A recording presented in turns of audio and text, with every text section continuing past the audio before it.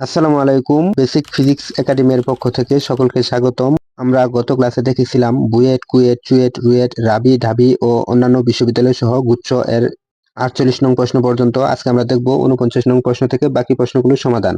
49 নং প্রশ্নে বলা রয়েছে যে একটি এম ভরের বস্তু ঘর্ষণবিহীন একটি তলে ভি বেগে চলার সময় একটি স্প্রিং এর সাথে ধাক্কা লেগে স্প্রিংটিকে সংকুচিত করলো। স্প্রিংটির বল ধ্রুবক কে হলে স্প্রিংটির কতটুকু সংকুচিত হবে? এক্ষেত্রে আমাদের একটু মনে রাখতে হবে, ধরলাম আমরা একটি অনুভূমিক তল বরাবর একটি বস্তু এম ভরে একটি বস্তু এদিক বরাবর গড়ে চলছে। গড়ে চলার সময় এখানে একটি স্প্রিং রয়েছে। যদি স্প্রিংটিকে সে সংকুচিত করে, এই স্প্রিংটিকে যদি সে সংকুচিত করে তাহলে কিন্তু এই স্প্রিং এর মধ্যে বিভব শক্তি জমা থাকবে, অর্থাৎ এই বলটির যে গতিশক্তি, এই গতিশক্তিটি স্প্রিং এর মধ্যে বিভব শক্তি হিসেবে জমা হবে। এখন এটি কতটুকু সংকুচিত করবে? এখন এই ধরনের অঙ্কের ক্ষেত্রে আমরা লিখবো যে গতিশক্তি, এই বলটির গতিশক্তি আর স্প্রিং এর বিভব শক্তি এই দুটি কিন্তু সমান হবে। এক্ষেত্রে গতিশক্তিটি বিভব শক্তিতে রূপান্তরিত হবে। এই জন্য ইকে সমান আমরা লিখতে পারি হাফ এম বি স্কোয়ার, এটা লিখতে পারি। আর এখান থেকে আমরা লিখতে পারি হাফ কে এক্স স্কোয়ার, অর্থাৎ স্প্রিং এর ক্ষেত্রে বিভব শক্তি হচ্ছে হাফ কে এক্স স্কোয়ার। এই এক্স হচ্ছে সংকোচন। সেক্ষেত্রে আমরা এই হাফ এবং হাফ যদি চলে যায় তাহলে আমরা এটাকে লিখতে পারি, আমরা যদি এই সমীকরণটাকে যদি বাম পাশে লিখি তাহলে আমরা এটাকে লিখতে পারবো কে এক্স স্কোয়ার সমান এম বি স্কোয়ার, এটা কিন্তু আমরা লিখতে পারবো। এখন আমরা যেহেতু এক্স এর মান বের করবো, তাহলে এক্স স্কোয়ার সমান আমরা লিখতে পারবো M B square divide by হচ্ছে কে, এটা কিন্তু আমরা লিখতে পারবো। এখন আমরা এটা উভয় পাশে যদি বর্গমূল করে দেই তাহলে আমরা এক্স সমান লিখতে পারবো root M by K into হচ্ছে বি, আমরা কিন্তু এটা লিখতে পারবো, কেননা এই বি স্কোয়ারের স্কোয়ার এবং এখানে রুট, এই রুট এবং স্কোয়ার চলে যায়, শুধু বি থাকলো, অর্থাৎ এক্ষেত্রে আমরা লিখতে পারবো হল root M by K into V. এই সংকোচন হচ্ছে এক সমান root M by K into V, এটি হচ্ছে এই প্রশ্নের সঠিক উত্তর। এখন আমরা যদি অপশনগুলোর দিকে তাকাই তাহলে এম বাই কে অপশনটি রয়েছে আমাদের এই ক নাম্বার যে অপশন, এটি হচ্ছে এই প্রশ্নের সঠিক উত্তর। তোমরা প্রথমবারের মতো যারা ভিডিওটি দেখছো, ভিডিওটি ভালো লেগে থাকলে একটি লাইক ও চ্যানেলটি সাবস্ক্রাইব করতে ভুলবে না। ধন্যবাদ। তারপর আমরা দেখবো প্রশ্ন নং 50 নং প্রশ্নে বলা রয়েছে 60 কেজি ভরের একজন লোক প্রতিটি 15 সেন্টিমিটার উঁচু 50টি সিঁড়ি 20 সেকেন্ডে উঠতে পারে, লোকটির অক্ষমতা কত? এখন যেহেতু আমাদের ক্ষমতা চেয়েছে, ক্ষমতা যদি আমরা বের করি তাহলে আমরা জানি ক্ষমতা P সমান mgh/t।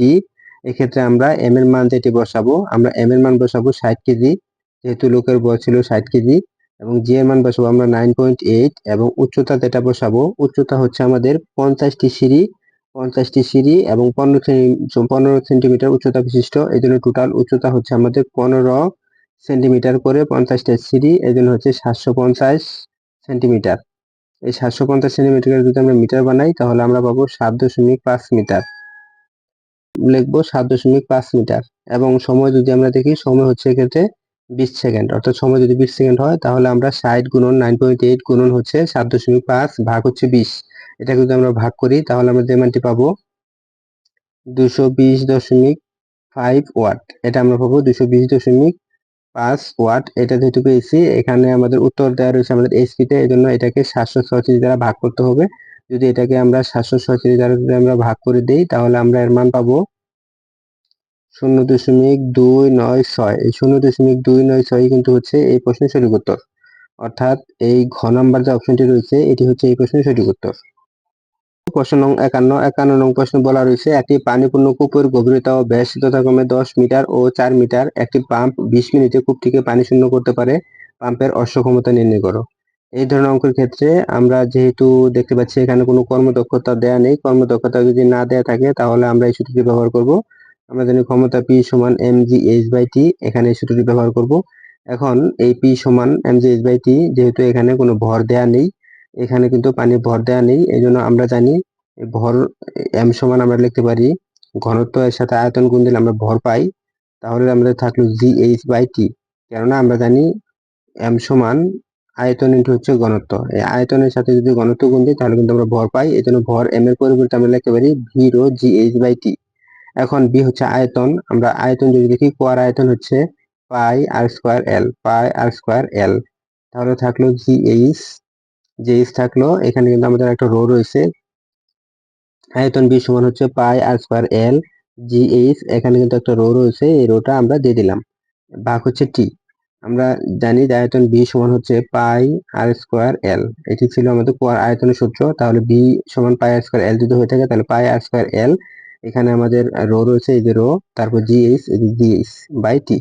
এখন এখানে যদি আমরা মানগুলো বসাই, এখানে পাই এর মান আমরা বসাবো, আর এর মান বসাবো, এল এর মান বসাবো, জি এর মান বসাবো, যদি বসাই তাহলে কিন্তু আমরা উত্তরটি পাবো। আমরা যদি দেখি পাই এর মান ছিল আমাদের 22/7, অর্থাৎ 22/7, এবং এক্ষেত্রে আর হচ্ছে ব্যাসার্ধ, আমরা দেখতে পাচ্ছি ব্যাস দেওয়া রয়েছে 4 মিটার, তাহলে ব্যাসার্ধ ছিল 2 মিটার, তাহলে 2 স্কোয়ার, এবং গভীরতা ছিল এল, এল এর মান আমরা দেখতে পাচ্ছি গভীরতা ছিল 10 মিটার, এবং জি ছিল 9.8, এবং উচ্চতা এইচ, এইচ আমাদের খেয়াল রাখতে হবে এটি হচ্ছে গড় উচ্চতা। এখানে যেহেতু গভীরতা দেওয়া রয়েছে আমাদের 10 মিটার, গভীরতা যদি 10 মিটার দেওয়া থাকে, গড় উচ্চতা হবে গভীরতার অর্ধেক, গভীরতার অর্ধেক যদি হয় তাহলে হচ্ছে এখানে 5। তারপর হচ্ছে আমাদের পানির ঘনত্ব, পানির ঘনত্ব যদি আমরা দেখি তাহলে সেটি ছিল 1000, এবং এখানে আমাদের সময় রয়েছে, সময় হচ্ছে 20 মিনিট, 20 মিনিট সমান হচ্ছে 1200 সেকেন্ড। তাহলে আমরা 1200 দ্বারা যদি ভাগ দেই তাহলে কিন্তু এর উত্তরটি আমরা পেয়ে যাব। এটাকে ভাগ দেওয়ার পর আমরা এর মান পাবো 5131.28 ওয়াট। আমরা এটা পাবো 5131.28 ওয়াট। এটাকে যদি আমরা এসপি বানাই, অর্থাৎ যে 746 দ্বারা যদি আমরা ভাগ দেই তাহলে কিন্তু আমরা এসপি পাবো। এটাকে 746 দ্বারা যদি ভাগ দেই তাহলে আমরা পাবো 6.87 এসপি, অর্থাৎ 6787 এসপি কিন্তু হচ্ছে এই প্রশ্নের সঠিক উত্তর। তাহলে আমরা দেখতে পাচ্ছি ঘ নম্বর যে অপশনটি রয়েছে এই গই হচ্ছে এই প্রশ্নের সঠিক উত্তর। তারপর আমরা দেখবো প্রশ্ন নং 52। 52 নং প্রশ্নে বলা রয়েছে 10 কেজি ভরে একটি বস্তুকে স্প্রিং থেকে ঝুলানো হলো, যার স্প্রিং ধ্রুবক 200 নিউটন পার মিটার। স্প্রিং এর দৈর্ঘ্য বৃদ্ধি কত? এক্ষেত্রে আমাদের যেহেতু স্প্রিং ধ্রুবক দেওয়া রয়েছে এবং স্প্রিং দৈর্ঘ্য বৃদ্ধি চেয়েছে, তাহলে আমরা জানি স্প্রিং এর ক্ষেত্রে এফ সমান কে এক্স, এটা কিন্তু আমরা জানি। আমাদের এক্স এর মানটি চেয়েছে, তাহলে এক্স সমান আমরা বলতে পারি এফ বাই কে, এটা কিন্তু আমরা বলতে পারি। এক্ষেত্রে এফ এর মান আমরা দেখতে পাচ্ছি যে এফ এর যে মান রয়েছে, সেক্ষেত্রে এফ এর সরাসরি মান দেওয়া নেই, এই জন্য এফ সমান আমরা লিখতে পারবো এম জি। এফ কে ভেঙে আমরা এম জি লিখতে পারবো, নিচে কিন্তু কে রয়েছে। এক্ষেত্রে আমরা যদি এই এম এর মান যদি বসাই তাহলে এম এর মান বসাবো আমরা 10 কেজি, জি এর মান ছিল 9.8, এবং এই কে, কে এর মান দেওয়া ছিল আমাদের 200। এটাকে যদি আমরা ভাগ করি তাহলে এর মান পাবো আমরা 0.49 মিটার, অর্থাৎ 0.49 মিটার কিন্তু আমাদের ঘ নম্বর অপশন রয়েছে। এটি হচ্ছে এই প্রশ্নের সঠিক উত্তর।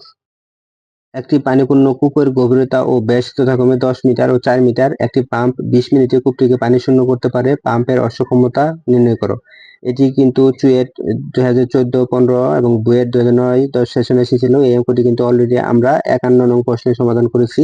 আমরা যদি দেখি যে 51 নং প্রশ্নটি ছিল কিন্তু এই হুবহু সেম প্রশ্নটি কিন্তু এখানে আমাদের রিপিট করেছে, অর্থাৎ এই সেম প্রশ্নটি কিন্তু রিপিট করেছে। এই জন্য এটির উত্তর আমরা পেয়েছিলাম 6.87 এইচপি, অর্থাৎ এটি কিন্তু হচ্ছে এই প্রশ্নের সঠিক উত্তর।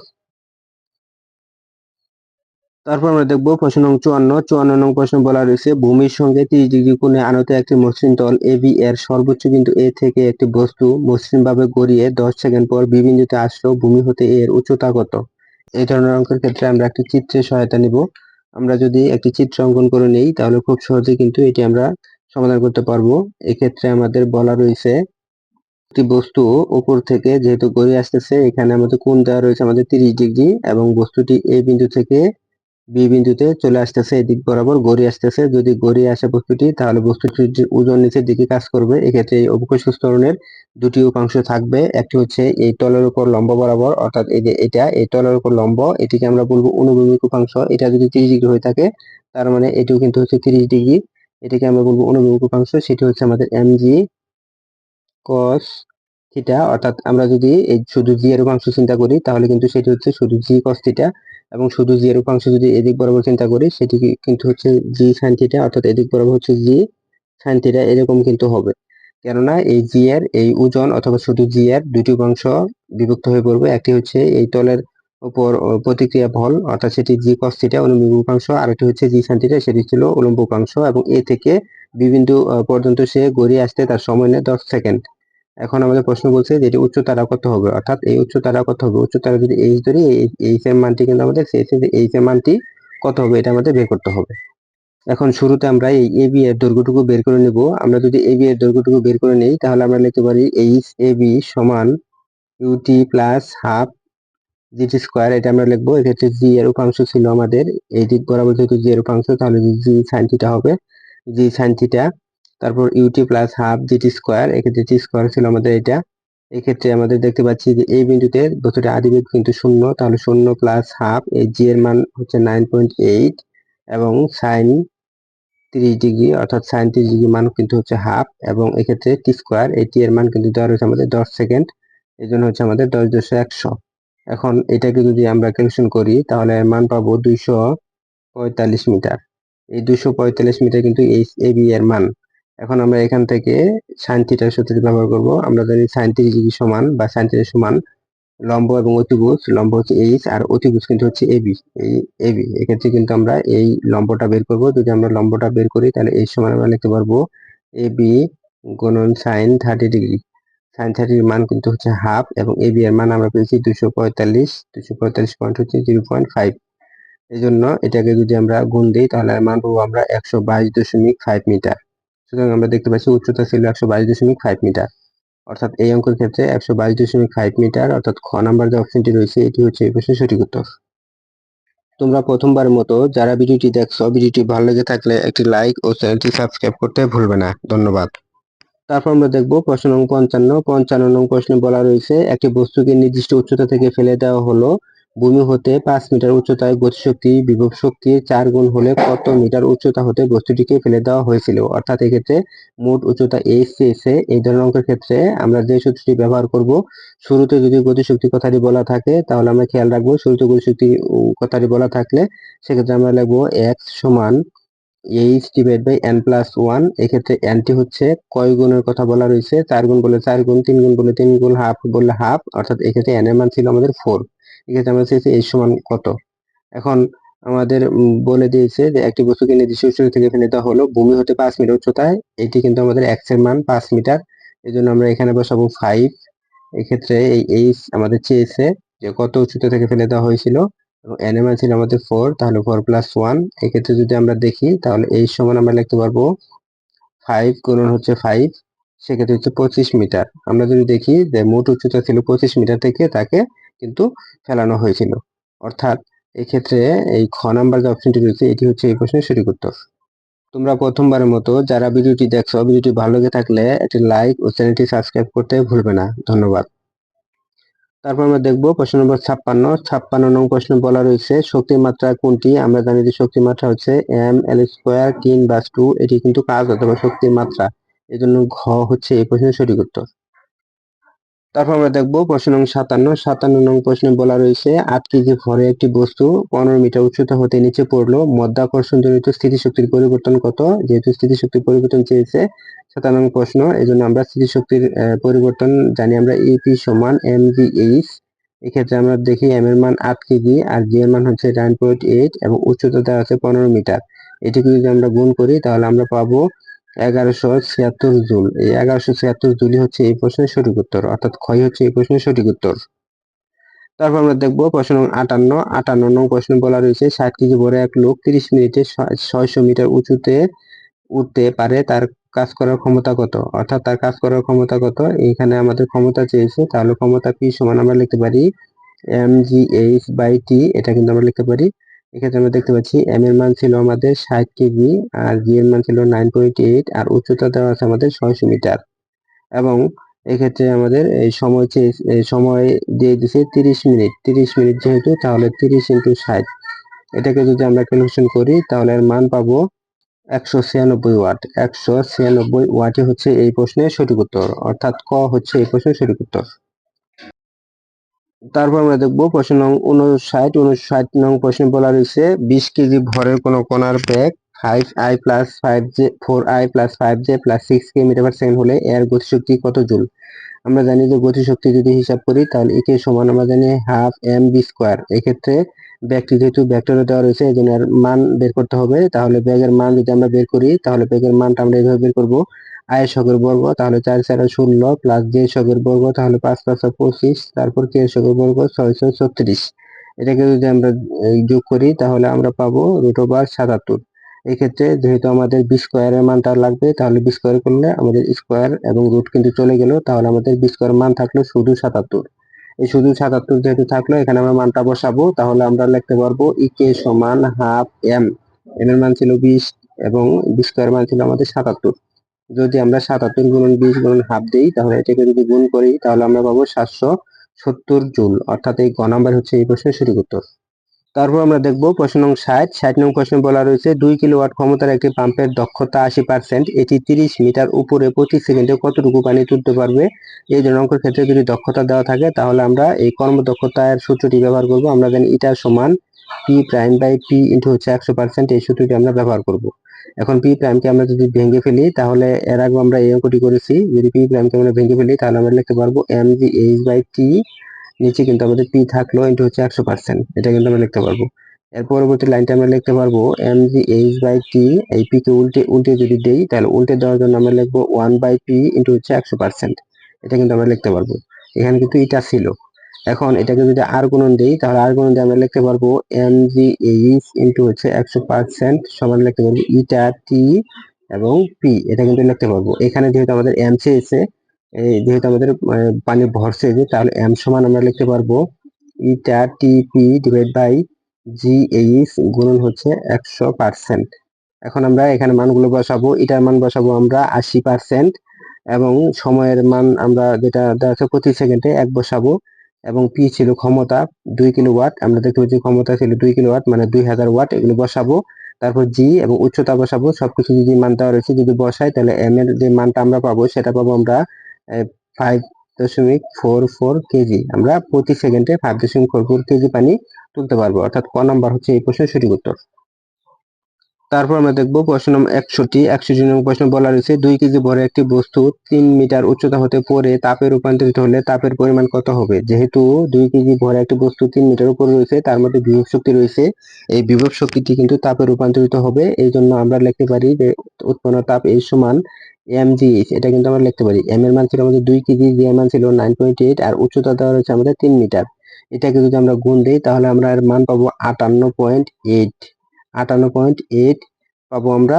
এখন 58.8 জুল পাবো, 58.8 জুল। এটাকে যদি ক্যালোরি বানাই তাহলে একে আমরা 4.2 দ্বারা ভাগ করে দিব। তাহলে 4.2 দ্বারা যদি ভাগ করে দিই তাহলে এর মান পাবো আমরা 14 ক্যালোরি। অর্থাৎ এই 14.01 ক্যালোরি কিন্তু আমরা পাবো। এই জন্য এটি উত্তর হচ্ছে আমাদের এই ক নাম্বার যে অপশনটি রয়েছে এটি হচ্ছে এই প্রশ্নের সঠিক উত্তর। তারপর আমরা দেখবো প্রশ্ন নং 62 নং প্রশ্ন বলা রয়েছে একটি কণার উপর F ভেক্টর সমান 10i plus 10j plus 10k Newton প্রয়োগ করলে কণার সরণ হয় আর সমান 2i plus 2j minus 2k, বল কর্তৃক সম্পাদিত কাজ কত হবে। এক্ষেত্রে যেহেতু দুইটি ভেক্টর দেওয়া রয়েছে এই জন্য আমরা জানি যে কাজ হচ্ছে বল এবং সরণের ডট গুণফল। তাহলে আমরা বল এবং সরণকে ডট করে দিব, যদি বল এবং সরণকে যদি ডট করে দিই তাহলে কিন্তু কাজটি পাবো।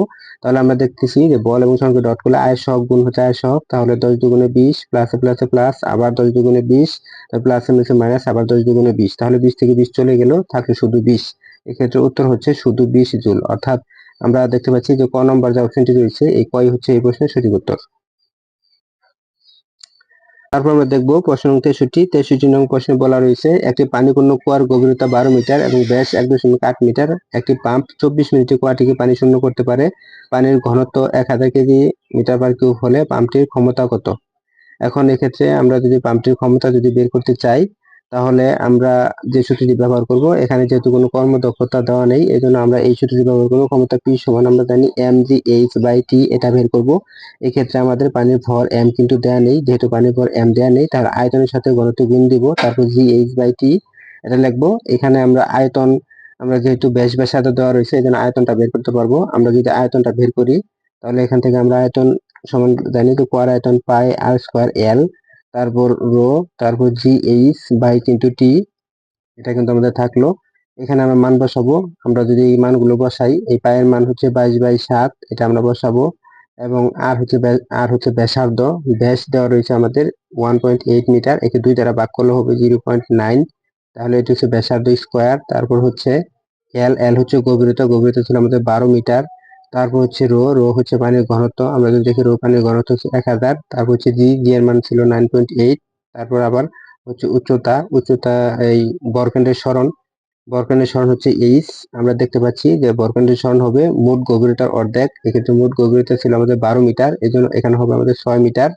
তারপর সময় ছিল আমাদের 24 মিনিট, তাহলে 24 গুণন হচ্ছে 60 সেকেন্ড। তাহলে এটি যদি আমরা ক্যালকুলেশন করি অর্থাৎ উপরে ছিল এটা পায়ের মান, এই যে পায়ের মান, তারপর এটা ছিল আমাদের আর এর মান, এই যে আর এর মান, তারপর এটা ছিল আমাদের 12 ছিল এই গভীরতা অর্থাৎ এল। তারপর এটা ছিল আমাদের ঘনত্ব, এই যে রো ঘনত্ব। তারপর এটা ছিল জি, এই যে জি, এটা ছিল এইচ, এটা ছিল এইচ। এটাকে ক্যালকুলেশন করার পর আমরা যে মানটি পাবো সেটি আমরা পাবো ওয়াটে। এখন এই ওয়াটকে আবার আমরা এসপি যদি বানাইতে চাই তাহলে 736 দ্বারা আমরা ভাগ দিব। 736 দ্বারা যদি ভাগ দিই তাহলে মান পাবো আমরা 1.67 এসপি। এটা কিন্তু আমরা পাবো, যেহেতু 1.67 এসপি পাবো, সুতরাং এটি উত্তর হচ্ছে ক নাম্বার যে অপশনটি ছিল এটি হচ্ছে এই প্রশ্নের সঠিক উত্তর। তারপর আমরা দেখবো প্রশ্ন নং 64 নং প্রশ্ন বলা রয়েছে 1 কেজি ভরে একটি বস্তুকে 0.5 মিটার ব্যাসার্ধের একটি অনুভূমিক বৃত্তাকার পথে 2 মিটার পার সেকেন্ড সমদ্রুতিতে ঘোরানো হচ্ছে। একটি পূর্ণ ঘূর্ণনের জন্য প্রয়োজনীয় কাজের মান কত? আমরা জানি বৃত্তাকার পথে একটি বস্তুকে যদি পূর্ণ ঘূর্ণন দেওয়া হয়, এই জন্য কেন্দ্রমুখী বলের জন্য যে কৃত কাজটি হবে, এই কেন্দ্রমুখী বলের জন্য যে কৃত কাজটি হবে, সেক্ষেত্রে কিন্তু আমাদের কৃত কাজের মান কিন্তু 0 হবে। অর্থাৎ এই ক নাম্বার যে অপশন এটি হচ্ছে এই প্রশ্নের সঠিক উত্তর। তোমরা প্রথমবারের মতো যারা ভিডিওটি দেখছো, ভিডিওটি ভালো লেগে থাকলে একটি লাইক ও চ্যানেলটি সাবস্ক্রাইব করতে ভুলবে না। ধন্যবাদ।